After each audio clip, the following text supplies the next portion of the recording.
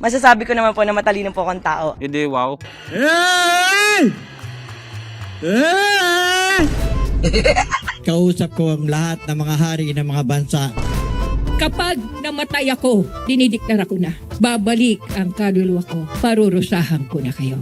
Nakaulo ka pala eh. Narito na ang mga nakakaliw na eksena sa Halalan 2025.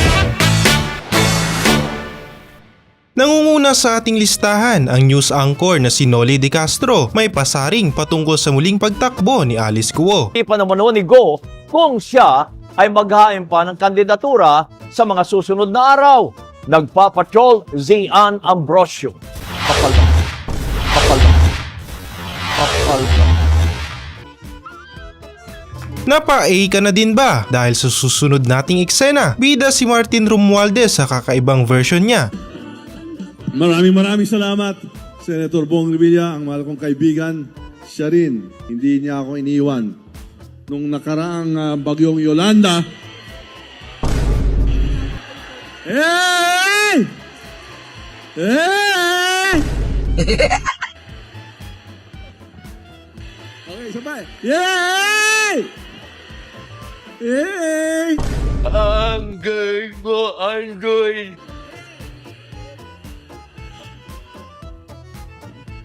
Sinasabi ko lang, hindi rin niya ako iniwan nung duman yung Typhoon Yolanda sa Tacloban. Yung buong Revilla, pamilya, at lahat po kayo. Okay.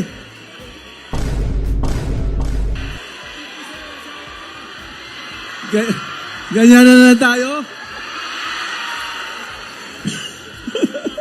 Eh?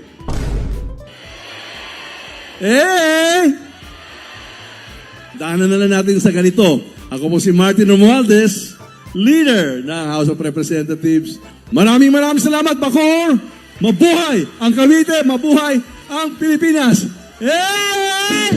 10 years old pa lang daw tumutulong na itong susunod nating bida. Kaya naman itong si Big Sister sa pagtakbo, pagtulong ang prioridad niya. Sa totoo lang, tulad nga na lagi ko po sinasabi, wala naman po akong balang tumakbo dahil dagdag sakit sa ulo, dagdag obligasyon, responsibilidad. Sabi ko nga po, 10 years old pa lang po ako, tumutulong na po ako sa tao, hindi lang po sa tao, pati sa mga aso't pusa. Hindi naman po ako bobong tao, pagiging prangka hindi po ako bobo. Huwag kayo iiyak. Nakagraduate po ako sa Far Eastern University, batch 2015, and section 1 po ako doon.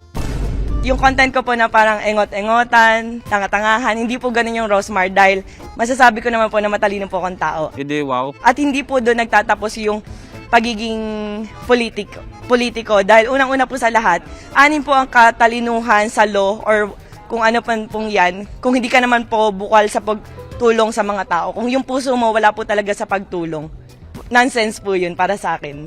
Ang dating asawa umano ni Chris Aquino muli na namang tatakbo. Walang iba kundi si Daniel Magtira, pero iba na raw ang gusto niya. Asawa kayo ni Chris Aquino. Ngayon, parang narinig po namin, you are thinking of marrying Senator Amy Marcos. Apo. Bakit po? Kasi si Chris Aquino lagi siyang nasa nasa ibang planeta. Hindi ko alam saan nasa planeta siya.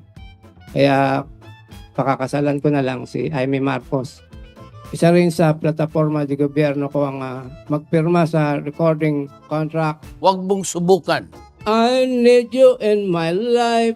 Life is meaningless without you. I will love you until death. I will always love you. My love is pure. I'm happy being with you.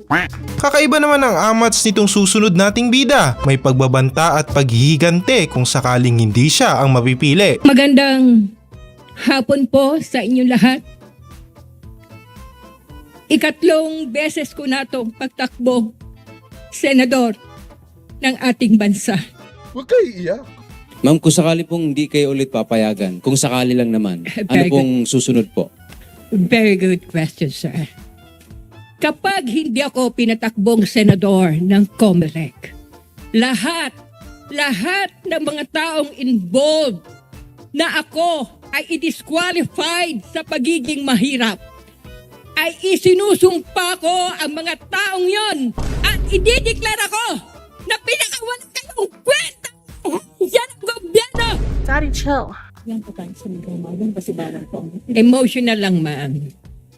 I am the chosen one of God.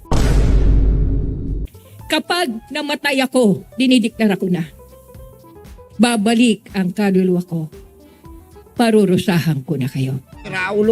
Good vibes naman ang hatid nitong susunod nating eksena, ang shy contender na nagmula pa sa Bicolandia.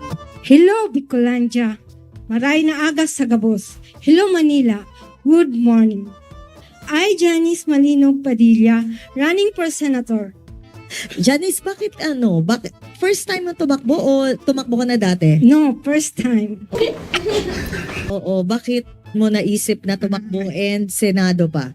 So, I said a while ago, I want to serve God, Filipino, people, and nation. Pero pa po ang tanong, this year po, nag-start na po kayo mag-prepare for... No, of course, pahinga muna para pag in case na nanalo, syempre stressful. Marami kasing aayusin, di ba, na problema. Ma'am, hello po. Dito po sa baba. Ma'am, dito po sa baba na hindi po. Ma'am, Hindi? meron po pong katanungan. Yeah. Ma'am, may question po. Kasi alam naman natin po nasa social media world na po tayo. Ano pong platform gagamitin ninyo? Meron po ba kayong maaring doon kayo magsasagawa ng campaigning? Paano po kayo? Kasi marami hong sikat ngayon ginagamit ng SOCMED. Paano po kayo magpapakilala po sa mga tao? Ito na lang ay papakilala ko ay bida ang kabataang Diyos na makabansa. Bida ang kabataang makabansa, makadiyos, makakalikasan. Ay, ano ba? Ano pong media ang gagamitin nyo? Kasi hindi nyo- Kahit sino. Ayoko nang may... kahit sino. Ano ma'am? Ba, madaling sabi, anong gagamitin? Facebook? YouTube? Ay. Paano kayo magpapakilala? Through Facebook, pwede rin. Online, live stream, ganyan. Nagbabaka sakali namang makapasok itong soon-to-be Prime Minister ng Pilipinas, Eric Nagapatan, mga hari ang kanyang panlaban. Hello. Amen. Kay buti-buti po talaga ni Lord. Pwede po muna ako manalangin.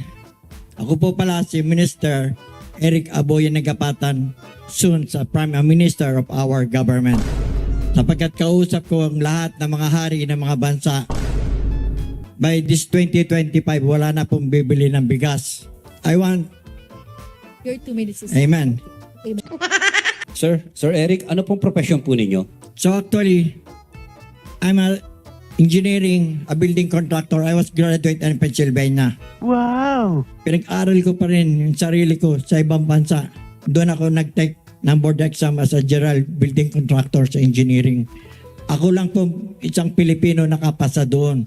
Kaya nag-design ako ng 500 stories sa Pilipinas. Na nag-exam ako sa Philippine Contractors Accreditation Board, nagulat lahat ng mga engineer, mga director, mga lawyer doon. Paano masabi? Ano po ang gagawin po ninyo sa Senado sakaling kayo po'y manalo? Wala na pong bibili ng bigas sa susunod na pag-upo ko po. Sapagkat kausap ko lahat ng mga hari ng mga bansa. Sir, sinabi niyo sir, wala nang bibili ng bigas, sir? Yes, totoo po. Ano po yung pangako ng mga hari sa inyo? Nag-uusap kami ng mga prince ng iba-ibang bansa, mga prime minister. Kahit nag-request ako kay President Joe Biden nung tayo binobomba doon sa West Philippine Sea ng China. Nag-request ako sa White House, padalan tayo ng mga support, military assistance sa Pilipinas. Nagawa ko po yun sapagkat I'm a reserve officer of Armed Forces of the Philippines. Nag-graduate po ako.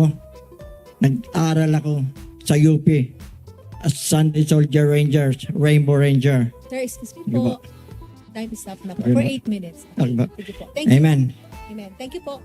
At dito na nagtatapos ang mga videong ating nakalap sa ating patuloy na paghahagilap sa mga eksenang sa atin ay want to sawang nagbibigay saya. Huwag kalimutang mag-subscribe at i-like ang videong ito. Hanggang sa muli.